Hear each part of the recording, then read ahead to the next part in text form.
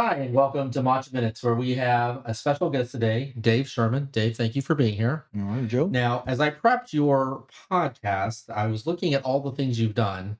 And normally I try to go off the cuff here, but I think I actually need to read today because you've done so many things. Dave has had one of those careers that is hard to summarize in just a few sentences. He has served as a United States Marine, a Coast Guard petty officer, a law enforcement officer with the LAPD and Orange County Sheriff's Department, a federal air marshal, and a diplomatic security professional in Iraq.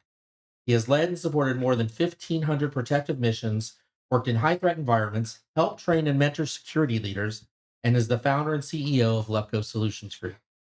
Dave is also the co author of Outside the Wire in Blue, a book that tells the story of American police officers who brought law enforcement experience into the Iraq War.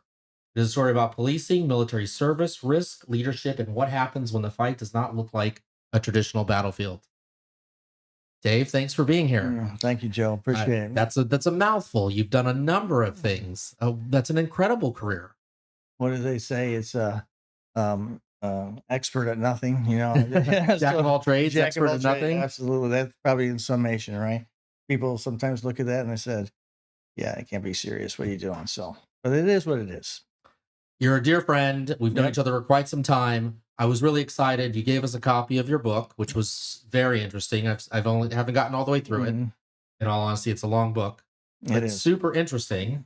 And I thought it'd be great to have you on here, talk a little bit about your book, Sure. talk about all your experiences. We live in a world full of chaos right now. Yes. Maybe we can get your perspective on some of those issues as well. All right, let's get into it. Okay. For people who don't know you yet, who is Dave Sherman today?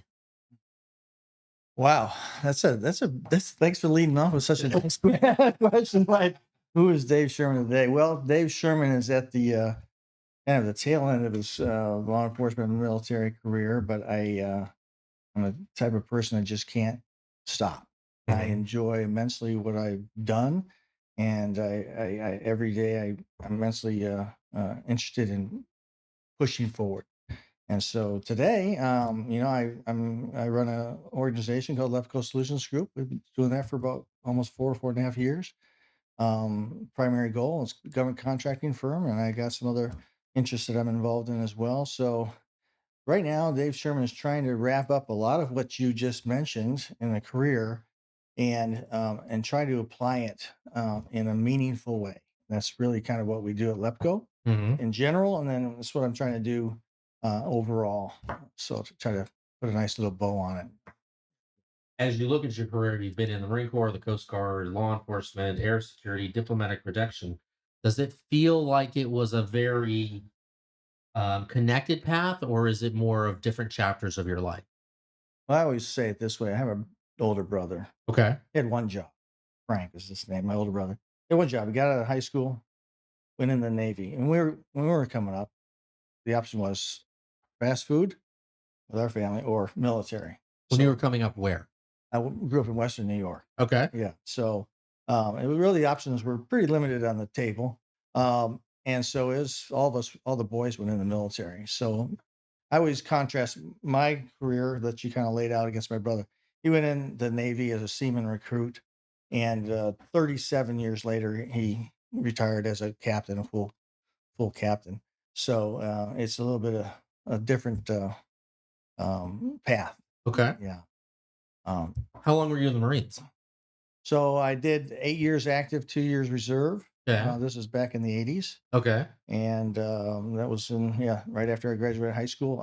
I graduated from high school. I was so motivated that I graduated at 8 p.m. at night, and at 2 a.m., 5 hours later, I was on the yellow footprints at Parris Island, South Carolina. And I was ready, dedicated to go in the Marine Corps. Phenomenal setup for life for me anyway. It's really kind of set me on my path. Little known fact, I was in the Marine Corps delayed entry pool, in fact, and was scheduled to go to San Diego in 1992 when I graduated high school. And then I got a scholarship for the Army and the National Guard, and they released me. And so my journey to being a Marine was cut short. Well, since you're going to go to San Diego, it wouldn't have been much of a career anyways. That's just an inside joke. between PI Marines and San Diego. My brother-in-law was a San Diego Marine. I always held it over him. So Oh, wow. insider joke. What first drew you to service and public safety? John Wayne. John Wayne, that's an interesting answer. John Wayne. Yeah. I grew up in the 60s and 70s. And, I used to run around out in Western New York playing Army and all kind of stuff. So my figures in my life back then, John Wayne, Jim Gardner, Mhm. gosh, all those guys were those prominent actors. So really, honestly, they had a really big impact on what I wanted to do in my life. I saw those figures as heroes, as American heroes, and so Mhm. that and that's what really I thought about the question you had just asked before. I kind of put a lot of emphasis on that. Interesting. Have you been deployed to a war zone? I have, and I have to caveat that because I was deployed to while in the Coast Guard. I wasn't in the Marine Corps Okay. because it was during the 80s. We didn't have anything going That's right. on. So the So 80s were very boring. The Cold War. right. And then the 2 years that I was in the reserves in the Marine Corps in '98 through 2000, it was a Camp Pendleton based thing. Where I was deployed to a war zone was in Afghanistan during OEF, and that's really the subject of Mhm. Outside the Wire in Blue. So it was as a law enforcement professional contractor, but not a military aspect. Did you receive fire? I mean, were you ever in the middle of some sort of skirmish? So to answer that question, not to go on lengthily about it, Sure. but you're diving right into the essence of Outside the Wire in Blue and the law enforcement Mhm. professional program. So to tee it up, I'll just tee up how that whole program came about, and it'll kind of provide context in terms of how we served. In 2003-4 in Iraq, General Petraeus was in charge of Mhm. counterinsurgency and so on and so forth. Marine Corps and the Army were both having a very difficult time fighting Al Qaeda, Okay. which is more like a criminal organization. They're not in uniform. So the Army and the Marine Corps are having tough because it's not a uniform fighting force and they're hiding amongst the civilians. And so, as the story goes, General Petraeus and his staff was trying to figure out how can we fight these guys. And they were having a meeting one day in the tent, and some young captain in the back said, "Well, sir, how about cops? Cops, big city cops that know organized criminal organizations, gangs, those kind of guys, threat finance kind of guys, investigators at big agencies, federal government. How about those guys? What about those guys?" And Petraeus said, "Wow, that is awesome." And so he started the law enforcement professional program. What was it? A very quiet recruitment of 20-year plus veteran police officers and agents. And they recruited them into this program. It started out in Iraq, blossomed, moved over to Afghanistan. And it wasn't a khaki and polo shirt type of thing. You were embedded 100% with military units. You're treated like a soldier or Marine. It was both Marine Corps and the soldiers and the Army. And you're treated just like one of them, kitted out, M4, M9, whole 9 yards. You're anticipated to fight when the fighting was happening, but then also carry on your regular duties as a LEP. And so, um, yeah, I was in Wardak province, just southwest of Kabul, heavy combat zone there. I can go on and on about tales that I was underneath there. But there's other LEPs that our job was very complex, but we had other LEPs that went to cops or FOBs and they didn't even do their LEP job and they were engaged in combat operations for a whole year straight. So the answer to the question was, yeah, there was a lot of Wow. combat involved in this LEP book, Outside the Wire, and the LEP job was you were embedded at a platoon, company, battalion, brigade, or corps level, and you were advisors to those commanders because we could see the battlefield through the eyes of a cop. Mhm. And so one of the primary jobs of the LEP program was to um, go after the munitions, the caches that were being used and developed into IEDs that were killing American soldiers and Marines. That was one of the primary objectives of the LEP program. And then also identify who's who out in the battlefield, the commanders, the lieutenants, ID makers, the emplacers, and so on and so forth. And so we had folks in all different types of organizations, like I said, and in different roles. We had guys that were advising in the criminal justice system, complex investigations, the prisons, at the forensics labs. I actually, my partner Tim Gilbert and I, we ran an undercover uh, unit in Wardak called the ISU program, and where we had it was like an undercover dope unit, but we weren't looking for dope; we are looking for Taliban. Sure. So it was high intensity. Wow. That is an interesting story in the fact that it's almost like recruiting soldiers that didn't have to go through basic or anything, and but your job was just to be there to advise commanders on how to see the battlefield as a cop. Yeah, and advised was a loose term, Okay. very loose term. So that we were given the rank of major, field grade, Oh, so okay. we would could be allowed access and serve as a part of the command staff at a battalion or brigade or corps level. So we had that honorary rank, and many LEPs that served as direct advisors to a battalion or brigade commander. They would advise them, particularly like what's going on the battlefield. Like in my job, we ran a 20-man undercover Afghan police unit. These guys were undercover, and we helped them develop sources in the province, just like any other kind of sources in law enforcement. Working out any confidential Just informant. any confidential informant. And the objective was go out there, develop confidential informants that can tell us where the bad guys are, where they're burying all their munitions, and then gives that information. We'll go and action it, and we will pay you handsomely for you as a confidential. And you're using skills that you learned in in the LAPD and the And that's what Orange County Sheriff's Office. and we're mentoring the 20 man Afghan detectives that were police officers. So you're almost training them to be We're detectives. training them. And so it was kind of a dual objective. We're training, mentoring them to do this job, also to the benefit of the U.S. government, the coalition forces, Sure. because we were going after the bad guys and getting those munitions off the battlefield. And so that involved us. We were totally undercover. It was pretty interesting because there's only 9 teams in all of Afghanistan. They weren't in every province. Okay. Very select few people. So maybe there's less than 15 guys on the planet that did that job. When I first got in the job, I was supposed to be a battalion LEP, and they looked at my background and said, And "No, LEP is law enforcement professional. law enforcement professional." Okay.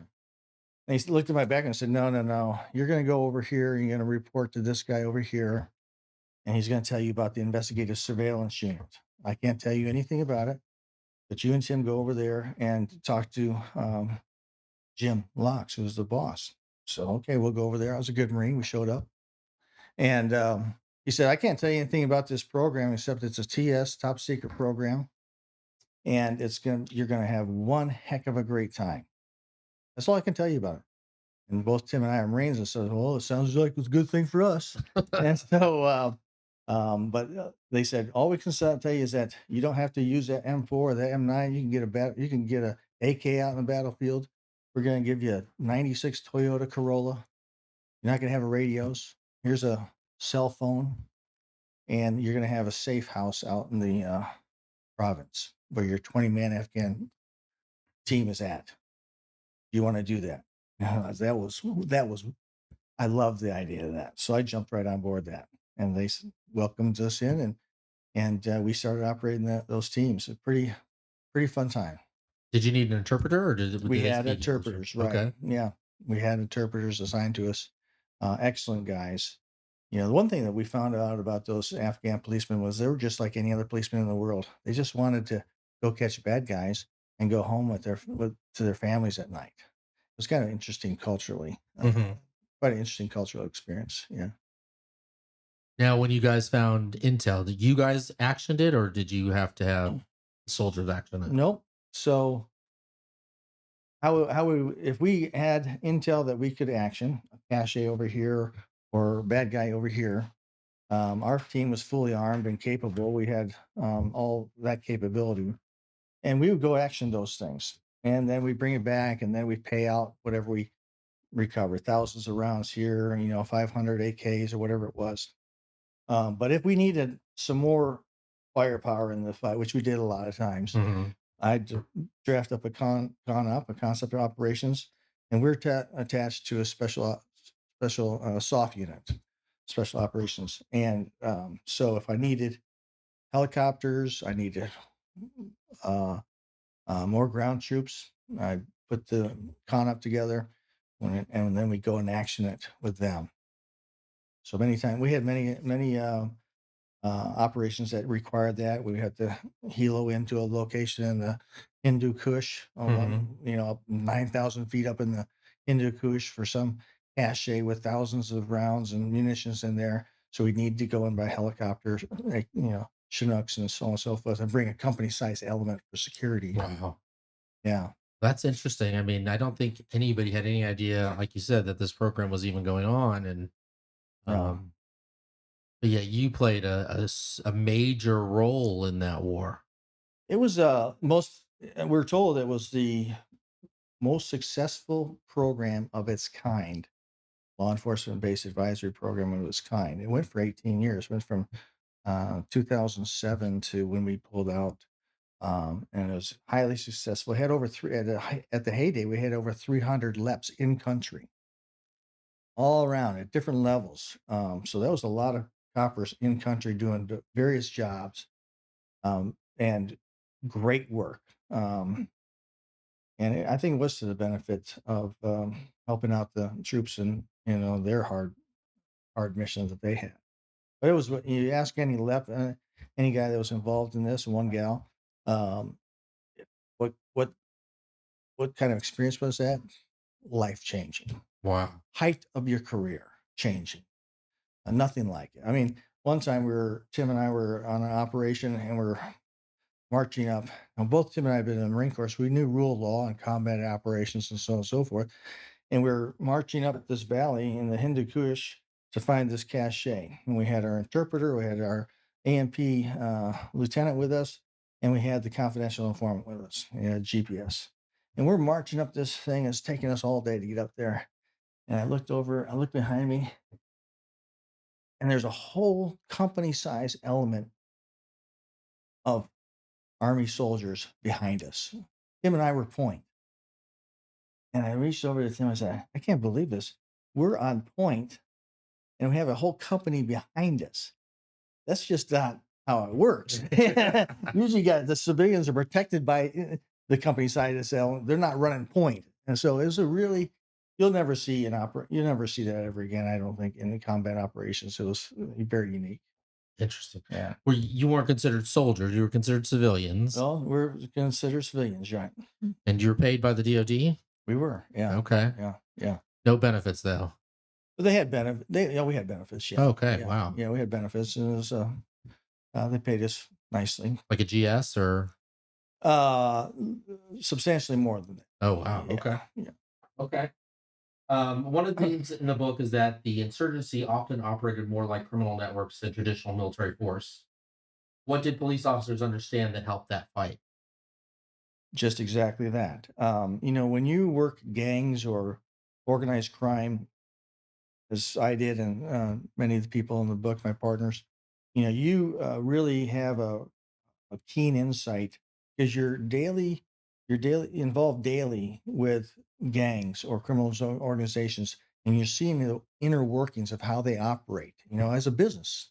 Mhm. And you know, we talk about Al Qaeda and some of these other organizations, these terrorist organizations, and it's our opinion, my opinion at least, they're just gangs. That's all they are. They may say they're a terrorist organization, but at the heart of them, they're just gangs. A gang is two or three guys in South Central LA that aren't anything by themselves, but if they get two or three of them, or five or six or 20 or 30 of them, now they're a gang. And now everyone's, pretty much of a bad guy collectively. And so, being having that insight on the mentality and how the organizational structure of criminal organizations work helped us to um, uh, identify that element in the battlefield and then bring that to the awareness of the battlefield commanders who are making important decisions on operations. So Working with these police officers, the Afghan police officers, how hard was it to build trust with them? that's a great question, Joe. So it wasn't that hard. Really? So in all fairness, we wrote this book not to sugarcoat anything, Mhm. and not paint the LEP program as the be all end all. Mhm. The fact of the matter is that there was sometimes gentlemen, the LEPs that went over there and they signed on because this was not a published thing. You just someone tell you about it. It was quiet recruitment and sounds exciting. I want to go do that. Guys had done 20, 25 years, enjoying cocktails, enjoying the golfing every other day. And they say, I'm gonna do that. I'm gonna go to Afghanistan. And we weren't told what our job was going to be. The thing was that what we were told is that you're a cop, you'll figure it out when you get there. Literally, there was no job description. You came out, you're going to be a law enforcement professional advisor. You're going to operate within these kind of confinements, but you're probably going to be dealing with these type of commanders or whatever, this level. But you're going to go there and fit into the need of that battalion or that brigade. What do they need? And so the great thing about cops are their ability to Adapt. problem solve, adapt. And so we don't know, but some guys, some lips went over there and they saw, this you're entering into a combat zone, and it wasn't their thing, and they went home. So, um, you know, um, we wrote it in that way to really give an honest view of it in terms of the job. For those people who don't understand what outside the wire means, it carries a lot of weight. Yeah. What does that mean on a day-to-day basis for somebody who doesn't understand that term? So it's very much militaristic, military orientated, right? So in military operations, you will a fighting force, the United States government, our coalition will go and establish compounds, forward operating bases, FOBs, or COPs, smaller than a FOB, or even a fire base. Either way, you have to put a fence up around your fob where you got all your people staying and your logistics and your headquarters for that. It might have a battalion size element in a fob. Pretty good piece of land, probably it could be 2, 3, 4, 10 acres or more. But you need to protect it. And it's Constantine wired all the way around. So that's what outside the wire. So anybody in the military, when you're going on operation to go do whatever you have to do, you're going outside the wire, which Gotcha. means the perimeter of the fob, the safe area supposedly that you're living and working in. What's the biggest adjustment from being a police officer to being a police officer in a war zone?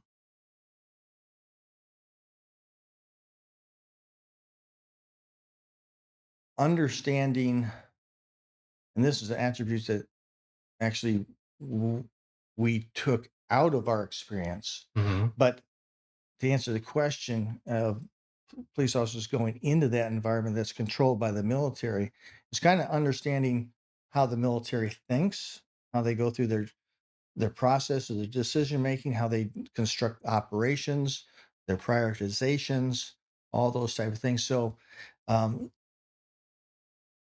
there is differences in law enforcement and how we do day-to-day operations in law enforcement versus how they do them in the military. So it takes a little bit of time to, if you don't have former military experience, it Mhm. takes a little bit of time to get adjusted to how they do business and the main thing is that how can you meld into that and be a positive enabling force and not a negative, so Were there times that your police instincts helped you see something that somebody else missed?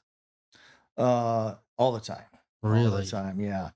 That was one of the police officers just by the inherent you're a police officer, so Mhm. just how we look our situational awareness, right? So here's a good way to look at it. and you know this, Joe.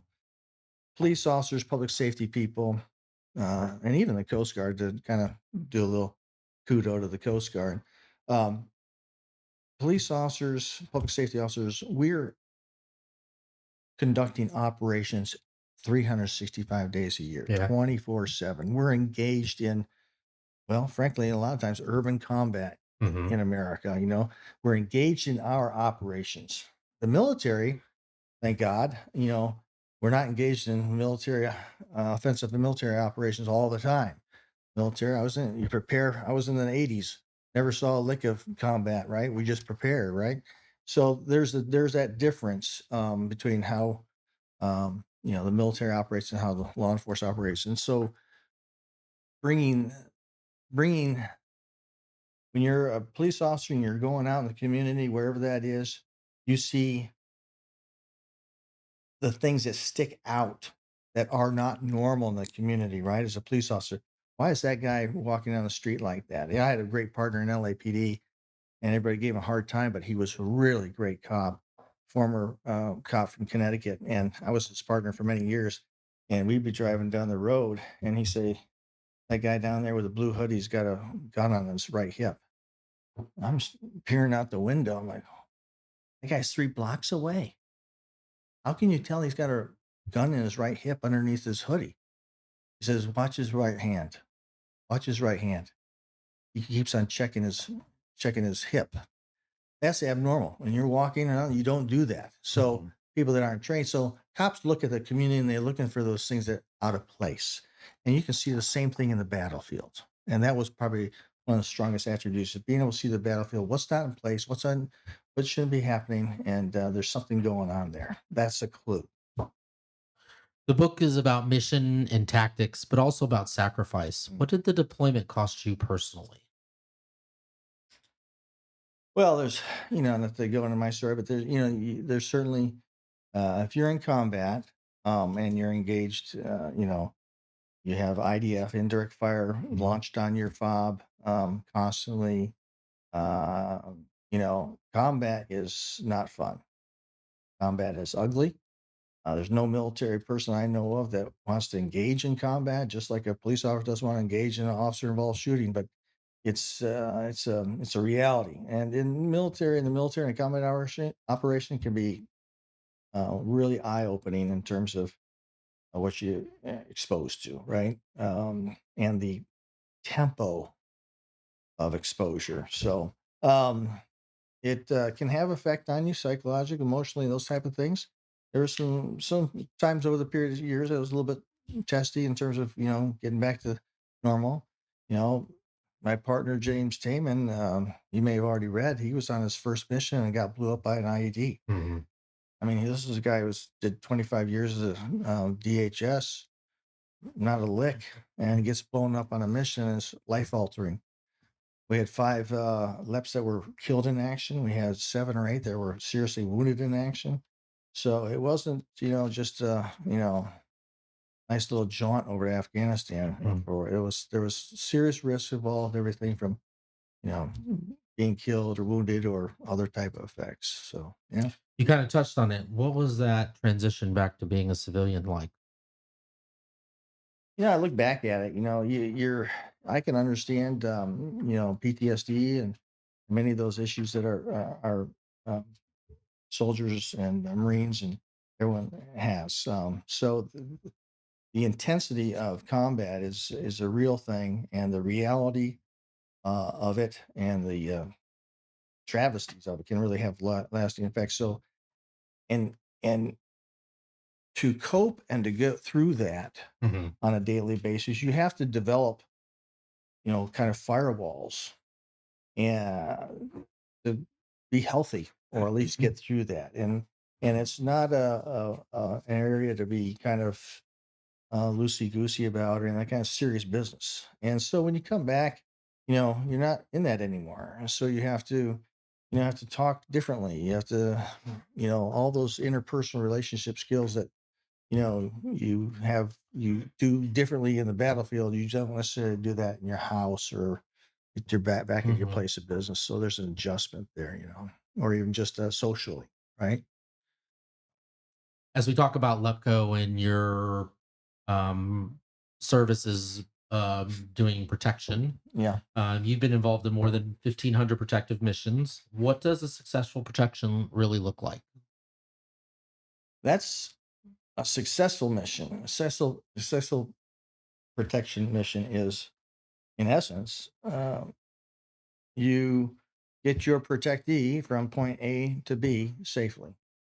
You get him or her back to the office or home safely. That's a successful mission, whatever that mission is. It could be celebrity based, it Hmm. could be, corporate based, it could be governmentally based, it could be high threat protection like I did. I did all of those actually, all four of those levels. But that's the mission. So you're trying your hardest through extensive detailed planning to move your protectee from here to there. And how do we do that efficiently and in the safest manner, and then return that person back? That's the whole mission of protect. And so it's very complex, and but it can be very fulfilling. And but it takes takes particular people to do that. You have an interesting story there. Many. Yeah. Oh, many. So I worked. I started just off duty, working off duty when I was in LAPD. I worked in a celebrity realm. I did Sharon Stone and some of these other folks back at, and kind of got my feet wet in that area. And then I moved into more corporate, just different executive protection details in the corporate arena for CEOs and so on and so forth like that. Um, one, I was a AIC for a large corporation out of Virginia, and the chairman and CEO was a statesman. I traveled all over the world. I went to South America. I've been to Israel. Hmm. Um, I've been in, my protectees was engaged with Bibi Netanyahu on many Oh, occasions. wow. I was there during the Hezbollah war in 2004 and five, China. So I've got to, I mean, running out of time here, but, um, you know, I'll give you a funny story. Okay. It was one of my first protective operations for a big corporation, and I was AIC for the entire team. And we were traveling to Brazil, and we were out of Virginia, and we had everything lined up, and we traveled by private plane up to Dulles, and then we're transferring over to, I think, a commercial Delta to go down to Rio, and we had everything set, and we had ground transportation set up from the FBO that we landed at privately, just to take us a mile over to Dulles to the terminal. Well, just as any law enforcement operation, it always goes sideways. And so we landed, and I sent my advanced guy out. I said, "Well, make sure the car is ready to go, and we'll just take it slow." And so he gets back. This is my first international trip with this protectee, Mhm. and it's got to go good. And so he radios me back, says, "The car's not here." What do you mean the car's not there? This is the first leg of our trip. Anyway, I stalled my protectee. I said, "Hey, sir, why don't we just chill right here for a second and just make sure everything's good to go?" And so I went out. My guy came in. We switched up. I went out, and there's this other black sedan. I was waiting for somebody, Mhm. some other guy. I went up to that guy and said, "Hey, how much is it going to take for you to take me and my guy over to Dulles right now? I got to get over there." He says, "Nah, I got a guy coming in. I can't do it." "No, what's it going to take? I can't do it." I started bringing out the Benjamins. I got to like five or six, and he said, "I'm your man. Let's go." And we we brought out my protectee out. Had no my protectee had no idea that was not his car, and we rolled right over there. So that's when plans kind of went sideways, and you had to really adapt. We could have sat there on the curb. "Oh, I don't know, sir," or whatever. But thankfully that guy, I hit his magic like $500 or $600. But not all the missions were fun like that. I mean, I've had standoffs in the middle of Iraqi desert and different areas. So too many to talk about. After everything you've experienced, what does outside the wire and blue mean to you now? You know, I always knew as soon as I landed in Afghanistan, I'm a guy that loves chaos. And I landed there, and there was nothing but chaos. There's guys on gun trucks, and people, special operators on top of Suburbans, and everybody had guns and diesel fuel, in the smell in the air. And the Hindu Kush mountains are right there. It's just fantastic. And I knew as soon as I landed, I said, "Man, this has to be written about." And thankfully, JT Damon and myself brought this. We're really proud of the fact that we were able to write this book to begin with, um, and bring it forward, and so that we could tell people, Americans, what cops do. Cops are generally good people, and the people that are involved in this really above board. And so right now we're negotiating for a documentary for this. We just actually signed up General Petraeus himself, Oh, wow. who is he's indicated his he wants to be involved in the documentary. We're going to do a typical documentary with interviewing folks from the book. So that's what Outside. This was published in 2018. It didn't get as much exposure as it should have. So we're hoping this documentary kind of helps us. That's where it's at today. Maybe we can get the book in the hands of folks that maybe want to read about some of these great police officers did tremendous things for the country. It's amazing. If anybody's interested in purchasing a book or getting a book, how can they get one? They can get them free right here at This location. So we do have a box of books. If anybody's interested, please reach out to us and we will get you one of Dave's books. And they throw in one of those great shirts too. And maybe throw in one of these nice shirts. I just got mine today. So thank you. Yeah. We're going to transition to our second segment now. Okay. All right. We call these rapid fire questions with Dave Sherman. Oh boy. Marine Corps, Coast Guard, who had better stories? Coast Guard. Coffee or energy drinks? Coffee. Best piece of advice you've ever received? Stand your ground, young man. One word to describe working outside the wire. Confidence. One word to describe coming home. Patience. Most underrated survival skill. Mentality. Okay. Best leadership trait under pressure. Decision making. Okay. Worst habit in security planning. Not double checking your driver. No. It's complacency or assuming. Okay. One thing you carried with you on every mission. It's physical or otherwise, right? Yeah. No, every mission across my whole entire career would have to be confidence. Okay. Cops or soldiers, who complains more? Cops are really complainers. I tell you, I have to go with cops. Cops are really complainers. Best military slang you picked up? I don't think I could say that on One thing people misunderstand about protective security.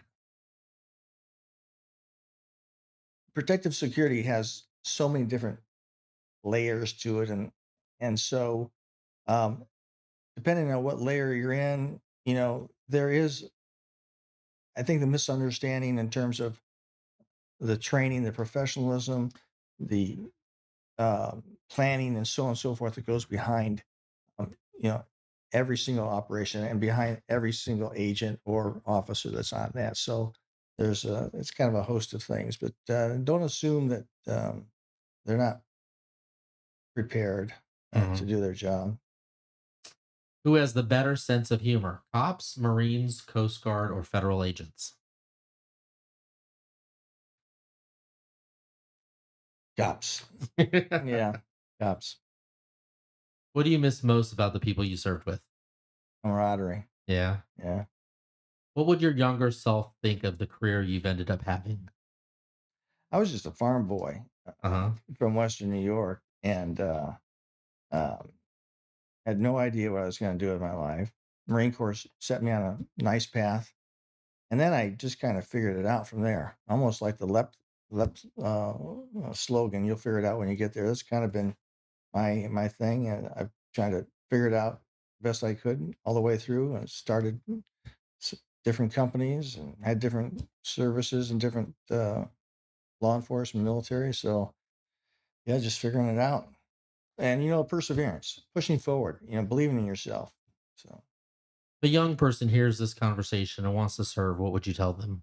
do it, but do it for the right reasons, right? Service is not a job. If you're looking for a job, you need to find another job.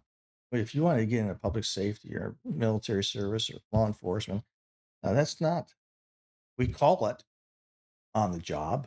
And we do that kind of cheek and, on the cheek there. But, it's in law enforcement, we always said that this is a calling. And I still believe it. Law enforcement is still a great profession. It's changing dramatically, no doubt. But the demands of the job are still there. And so you have to be service orientated. And that's, if you're not service orientated, getting into public service, then you're not in the right business, because that's what it's all about. If you don't have that mindset, if you're being motivated by something else, then you're not going to succeed, I think, anyways. Dave, thanks for being here today. It's Yeah. been an incredible story. Thank you for the book. Um, it's super interesting. You've done so many things. Thank you for your service. Yep. Um, it is tremendous. I've learned things about you today that, I mean, after knowing you all these years, I still didn't know. I mean, there's so many layers to this, and you've done so many interesting things for our community and for our country, and so I definitely appreciate that. Well, you're very welcome. Yeah, it's not over. I'm going to Africa in 2 weeks and some other places. So it's not over. Not over. Yeah. All right. Thank you, Joe. If you like our content, please like and subscribe so we can keep bringing this to you. Enjoyed our I conversation did too. with Dave Sherman today, author of Outside the Wire in Blue. Soldier, husband, father, he's done it all. Thanks for being here. Thank you, Joe.